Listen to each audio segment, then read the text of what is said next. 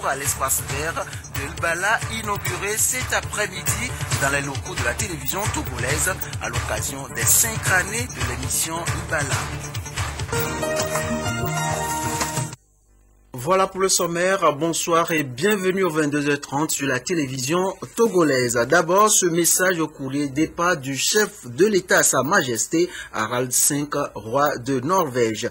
Majesté, en ce jour anniversaire de la fête nationale de votre royaume, il m'est particulièrement agréable de vous adresser au nom du peuple togolais, de son gouvernement, ainsi qu'en mon nom propre, mes très vives et chaleureuses félicitations. Je voudrais saisir cette heureuse occasion pour me féliciter de la qualité des relations d'amitié et de coopération qu'entretiennent le royaume de Norvège et le Togo et souhaiter vivement qu'elle s'intensifie et se diversifie davantage au bénéfice de nos populations respectives. En renouvelant mes vœux ardents de santé et de bonheur pour vous-même et à la famille royale et ceux de prospérité continue pour le peuple norvégien, je vous prie d'agréer, Majesté, les assurances de ma très haute considération. Signé Faure Isosim Nanyasingbe, président de la République togolaise. Après leur destruction, il faut construire. Nous parlons bien sûr des grands marchés de Lomé et de Kara. 10 entreprises ont été sélectionnées pour le compte du marché de Lomé et 6 pour celui de Kara. Un choix suite à la qualité des schémas architecturaux qu'elles ont présentés. Le point avec Charlotte Msime. Cérémonie de proclamation des résultats du concours architectural des marchés de Lomé et de Kara, ouvert le 28 mars dernier aux architectes de l'espace UEMOA. Quelques minutes de suspense et le doute se lève. La société Espace Architecture est retenue pour le compte du marché de Kara et l'entreprise Sarah Consult pour Lomé. Décrire un peu la partie septentrionale du Togo comme étant une partie montagneuse. Comment donc traduire cet élément qui est un invariant géographique en termes de richesse dans un marché, parce que l'essentiel de la richesse de ces populations-là est tiré donc de l'agriculture sur les montagnes et tout ça, et faire en sorte qu'à Kara, qu'on soit heureux de venir à Kara juste pour regarder un site, juste pour découvrir quelque chose. Et le projet, comme vous le voyez, a été projeté sur une trajectoire par rapport à un préalable, l'homme, sur toute sa dimension. Il doit s'épanouir par rapport à l'environnement économique, par rapport à sa sécurité, se sentir très heureux et en sécurité par rapport à l'ensemble. Alors le nouveau marché doit tirer la ville de Lomé vers le haut par rapport à sa dynamique, et par rapport à l'ensemble de ce qu'il peut appeler comme opération économique. Au développement de notre pays. Et donc à partir de là, c'est de réfléchir aux potentialités, c'est de réfléchir aux difficultés rencontrées, c'est de réfléchir aux mesures concrètes qu'il faut prendre pour en arriver là. Les activités marquant cette journée se poursuivront le 24 mai au lycée de Mission Tové-Covier par un village numérique. 6566, c'est le nombre total d'ouvrages scolaires et de culture générale que l'association Francophonie des anciens combattants et descendants en France ont offert aux établissements d'enseignement primaire et aux centres de lecture et d'animation culturelle du Togo. La cérémonie a été marquée aussi par la signature de mémorandum entre le Brao et Bonfonden. Albertine Yakin.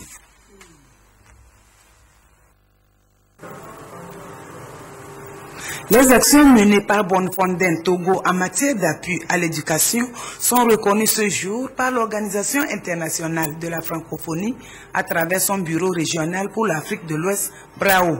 Cette reconnaissance s'est traduite par la mise à la disposition de Bonfonden des opérations liées à l'organisation et à la distribution d'ouvrages scolaires et de culture générale. Ce don est à mettre à l'actif de la francophonie des anciens combattants et de leurs descendants en France. Le livre, c'est l'élément essentiel de l'apprentissage, de la connaissance et de la culture. Je suis très sensible aux enfants des pays du Sud qui ont des difficultés à accéder aux livres. Bonfonden se réjouit de cette signature de coopération qui lui confie la responsabilité des opérations de distribution. Nous sommes à des bureaux dans les cantons où on travaille et On est là pendant des années. Il y a des endroits où on a déjà fait 20 ans. Donc on connaît les milieux où on est dans les cantons qui sont privilégiés pour nos actions. La ministre de la Communication, de la Culture, des Arts et de la Formation civique a salué au nom du gouvernement ce geste des donateurs qui vient renforcer les actions pour un système éducatif de qualité à travers la politique de la lecture. C'est de dire nos vifs remerciements d'abord au directeur du bureau régional de la francophonie pour tous les efforts qu'il ne cesse de déployer pour nous accompagner dans différents secteurs du développement de notre pays et en particulier pour le domaine culturel et éducatif. Madame a rappelé le programme PERI, mais également la politique sectorielle pour l'éducation du gouvernement togolais qui met l'accent aujourd'hui sur la qualité de l'éducation, la qualité de la formation. Le ministère que je représente a également élaboré la politique du livre et de la lecture pour justement accompagner cette recherche de la qualité. Ces ouvrages scolaires et de culture générale sont destinés aux établissements d'enseignement primaire, secondaire et aux centres de lecture et d'animation culturelle, CLAC, au Togo. Direction tout de suite Palimé pour vivre l'ambiance des journées portes ouvertes sur l'établissement des documents d'identification. 48 heures pour le comité de suivi technique ministériel de sensibiliser, d'informer, de rapprocher des citoyens les services administratifs. Sylvain Abdou.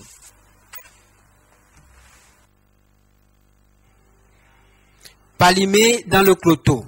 Le rapprochement des services administratifs des citoyens se poursuit également ici, après les étapes de Lomé et Tchévier.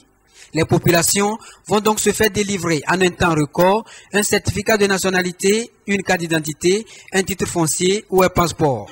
Moi, c'est pour le renouvellement de mon passeport. Ça m'évite d'aller à Lomé et de revenir ici à Palimé, de retourner là pour le chercher. Donc, tous ces tracas-là, je bénis le ciel pour ça. Le délai de retrait des passeports sera encore plus bref par rapport au dépôt ordinaire à Lomé. C'est surtout une opportunité pour les visiteurs de recueillir auprès des équipes techniques déployées sur place des explications appropriées en ce qui concerne l'obtention des différentes pièces. En même temps, ils découvrent de plus près ce que font exactement les services concernés, notamment la direction des transports routiers et ferroviaires, la direction des sceaux de la nationalité et de l'identité civile, ainsi que celle des affaires domaniales et cadastrales. De se déplacer vers des services techniques, dont la plupart sont à Lomé, aujourd'hui l'administration se rapproche. Donc vous avez nos techniciens qui sont à Palimé aujourd'hui pour, dans un premier temps, expliquer à nos concitoyens ce qu'il faut pour avoir tel ou tel document. Avant, on avait des permis à plusieurs feuillets. Aujourd'hui, c'est une petite carte.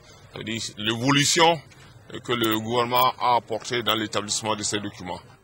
Certaines pièces s'établissent sur place. Le cas des plaques d'immatriculation, le certificat de nationalité, la carte d'identité, le passeport. Cette équipe technique continuera cette opération dans les autres villes du pays. Objectif, ignorance zéro par rapport à la délivrance de ces documents utiles et précieux pour les citoyens. Autre sujet à évoquer dans cette édition de nuit, la signature de convention intervenue ce jour entre l'Université de Lomé et la SAZOF.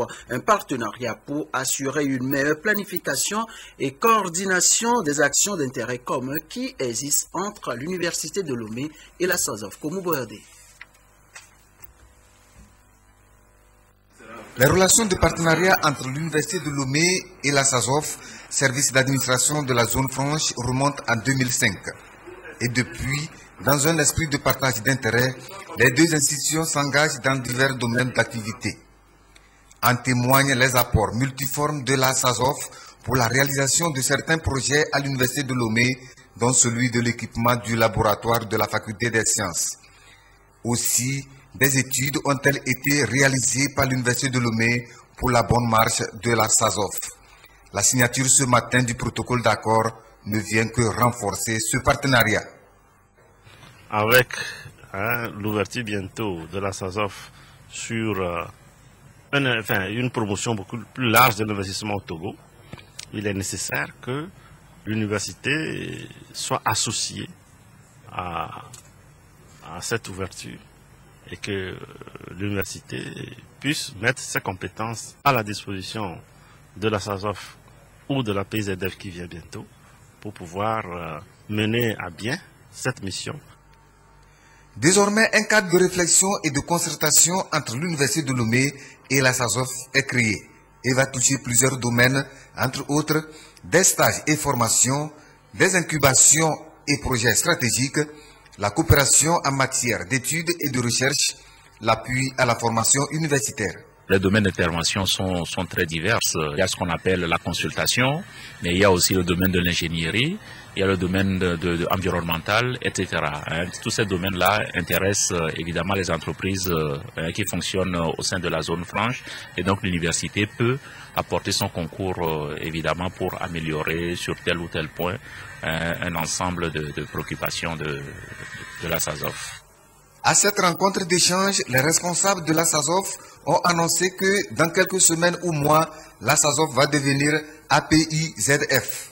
L'APIZF sera ainsi le guichet unique par excellence de l'investissement dans le secteur marchand au Togo. On en vient maintenant à ce point de presse tenu hier par la coordination des centrales syndicales et la synergie des travailleurs du Togo. Objectif, informer de l'état d'avancement des négociations sur l'adoption de la nouvelle grille salariale. Adolphe Paca.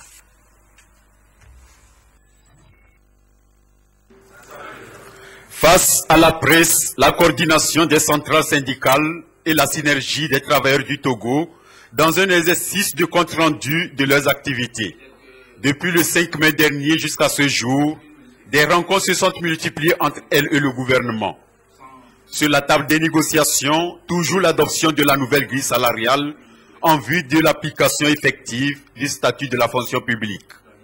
Des propositions ont été faites de part et d'autre, mais n'ont pas encore permis de débloquer la situation. Le gouvernement a fait des propositions tout dernièrement.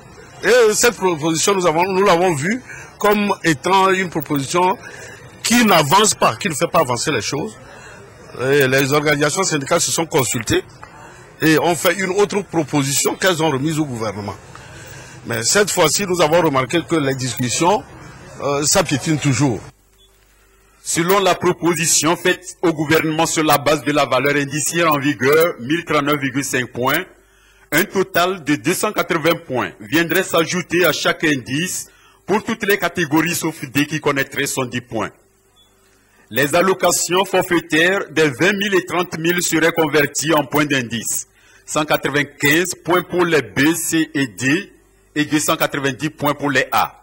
Aussi, les 30 points d'augmentation de l'avancement seraient-ils cumulés autant de fois que le fonctionnaire aura avancé. La synergie des travailleurs du Togo va encore plus expliquer à sa base dans une assemblée générale au centre communautaire de Togo, comme nous avons l'habitude de le faire. Nous voudrons qu'ils le comprennent très bien en attendant que les négociations continuent.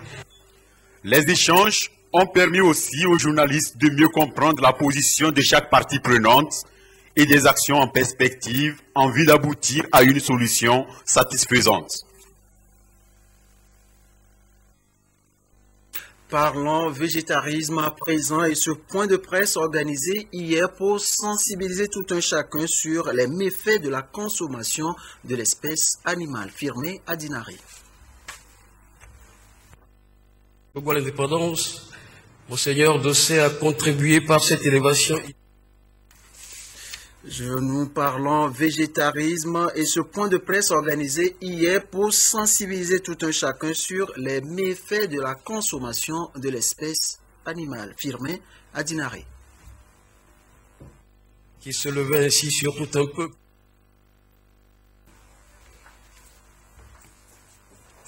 Nous parlons végétarisme toujours et ce point de presse organisé hier pour sensibiliser tout un chacun sur les méfaits de la consommation de l'espèce animale. Firmé à Dinari, si on peut maintenant voir le sujet.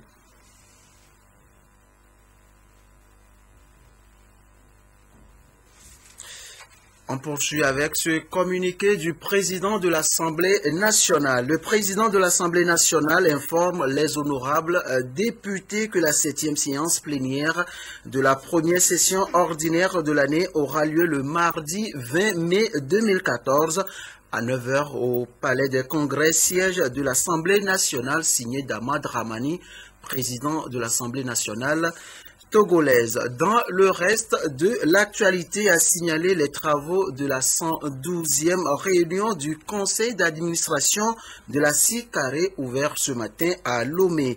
Des assises qui devront permettre aux actionnaires et délégués d'examiner les résultats de l'exercice 2013 et de réfléchir sur de nouvelles orientations. De compte rendu avec Mathias Tchouglou.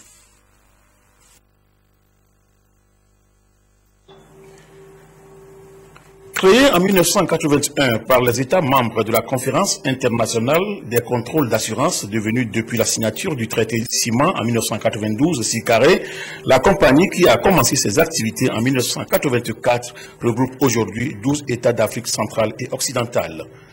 Accolade des retrouvailles entre administrateurs et équipes dirigeantes et place au décor planté pour les travaux de la 112e réunion du conseil d'administration de la compagnie commune de réassurance des États membres de la conférence internationale des marchés d'assurance CICARE. À Lomé, les administrateurs et les délégués vont examiner les comptes de l'exercice 2013, analyser les résultats du plan stratégique 2009-2020 afin de mieux réorienter les actions à mener face à l'environnement économique et commercial en perpétuelle évolution. Les fonds propres de la compagnie, au terme des comptes 2013 qui ont été examinés, s'élèvent à 27 milliards. Et en termes de chiffre d'affaires, nous avons réalisé un chiffre d'affaires de 26 milliards, un compte 21 milliards l'exercice précédent, soit un taux d'augmentation de 20,25%.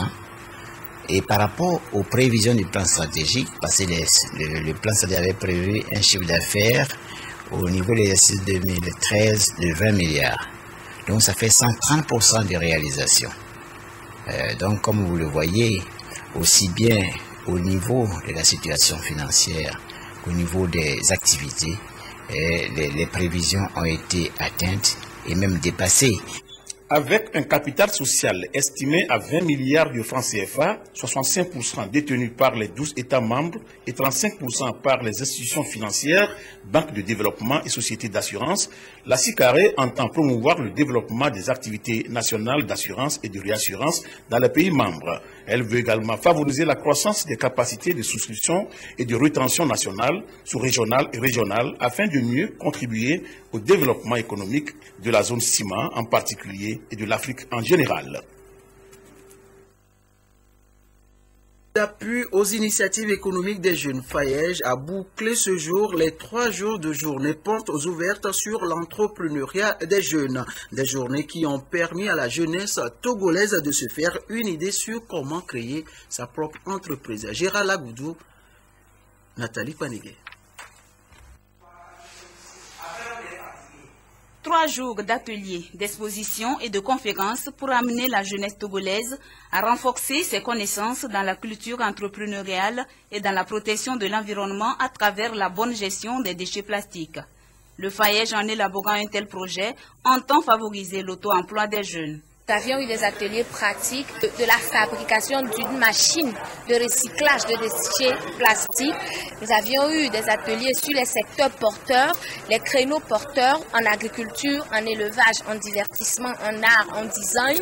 Nous avions eu des thématiques sur jeunesse et emploi vert, médias et emploi vert. Nous avions eu aussi des thèmes comme comment gérer son personnel, comment gérer le personnel dans la micro-entreprise, comment gérer les conflits, les techniques de résolution des conflits dans la micro-entreprise, les stratégies d'expansion d'une micro-entreprise.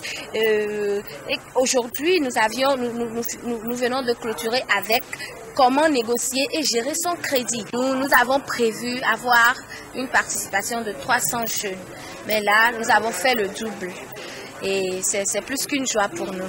Ces journées portes ouvertes sont un espace pour ces jeunes d'enrichir leurs expériences avec des entreprises exposantes, d'être formés aux techniques de recyclage des déchets plastiques et d'être bien outillés sur la notion de l'entrepreneuriat. j'ai appris beaucoup de choses. Tout d'abord, le développement personnel, comment est-ce que pouvoir développer ses potentialités.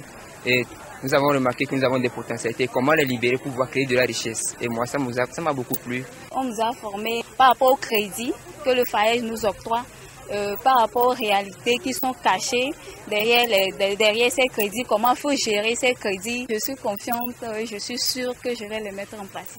Le Fonds d'appui aux initiatives économiques des jeunes est une émanation du ministère du Développement à la base. Mis sur pied en octobre 2012, le FAEJ a pour but de répondre aux préoccupations des jeunes porteurs d'idées d'entreprise face aux contraintes de financement et de promouvoir la dynamique entrepreneuriale au Togo. On poursuit avec ce communiqué. Le ministre du Développement à la base, de l'artisanat, de la jeunesse et de l'emploi des jeunes porte à la connaissance du public que depuis le démarrage des activités du Fonds national de la finance inclusive FNFI et surtout avec le lancement du premier produit dénommé Accès des pauvres aux services financiers, APSEF, certains individus et institutions s'adonnent illégalement et abusivement à des activités de collecte de fonds auprès de la population en se présentant comme mandatés par le FNFI ou les institutions de microfinance partenaires. À cet effet, le ministre rappelle à la population que seules les 18 institutions de microfinance ayant signé des conventions avec le FNFI sont habilitées à effectuer des opérations d'épargne, de crédit et autres dans le cadre du programme APSEF. Le ministre invite la population à être vigilante en exigeant auprès de ceux qui se présentent le mandat du ministère ou des institutions financières. Pour toute information, priez contacter le FNFI à l'adresse suivante: 8 avenue Accueilli face au centre de formation bancaire du Togo. Téléphone 22 26 95 00. Lomé Togo, signé Victoire Toméga Dogbe. Prière à présent. La Convention des femmes pour unir a prié cet après-midi Allah pour la cause des jeunes filles lycéennes enlevées au Nigeria par la secte islamiste Boko Haram. Ali Ouro Titiri, Ramdan Bassina.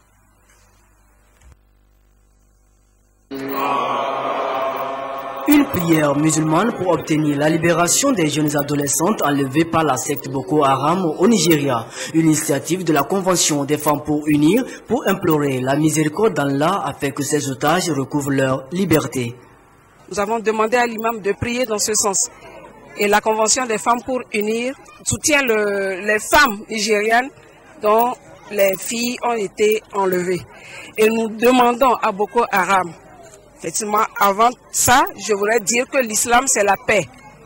L'islam, c'est la paix. Donc, nous demandons à Boko Haram de ramener nos filles maintenant et en bonne santé. Il y a de cela un mois déjà que le groupe islamiste Boko Haram a procédé au kidnapping des 235 lycéennes. En plus de la mobilisation au plan international, les activités spirituelles constituent un moyen de plus pour maintenir la pression sur le groupe islamiste. Si nous sommes unis aujourd'hui ici, c'est parce qu'il y a la paix dans le pays, ce qui est très important. Si nous remontons un peu au Nigeria, il y a des filles qui sont en train d'être arrêtées. Nous prions Dieu Tout-Puissant de veiller sur elles et que nous prions Dieu aussi d'assister tous les pays qui se sont engagés sincèrement d'aider le Nigeria dans le but de libérer ces filles. Cette prière musulmane est organisée aussi dans toutes les mosquées de la capitale et sur toute l'étendue du territoire national par la Convention des femmes pour unir. On l'annonçait tout de suite en début de cette édition. L'émission Le Bala, votre émission matinale les week-ends sur la télévision togolaise. À 5 ans, les festivités ont commencé cet après-midi par l'inauguration d'un espace vert dans l'enceinte de la télévision togolaise. Ali Ouro Titiri, Ramdan Bassina. Après le tout premier jardin de la télévision togolaise TVT, voici inauguré le second espace vert dénommé Espace Le Bala, une œuvre de l'équipe de cette émission bi-hebdomadaire qui passe sur les antennes de la télévision première tous les samedis et dimanches de 8h à 10h. Les journalistes, techniciens et invités pourront désormais y passer leur heure creuse sur les reposoirs en bambou. C'est 5 ans de programme, 5 ans au cours desquels on a fait voir différentes personnalités, des plus grandes, c'est un grand public auquel s'adresse notre émission qui traite de divers sujets, mais dans une ambiance assez relaxe. Donc 5 ans qui ont fait ressortir aussi des talents artistiques. C'est ça le Bala tous les jours.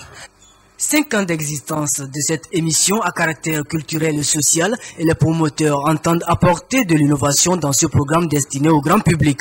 Était présent à l'inauguration le directeur de la télévision togolaise et ses collègues des autres médias. Jeudi dernier, l'équipe de Libala a fait don de vêtements à la population du canton d'Aflao-Sagbado. Au programme, une émission animée en direct du Grand Rex ce samedi après le journal de 20h sur la première. Point final à cette édition de nuit. Merci de votre aimable attention. Passez une excellente nuit sur la télévision togolaise et à demain.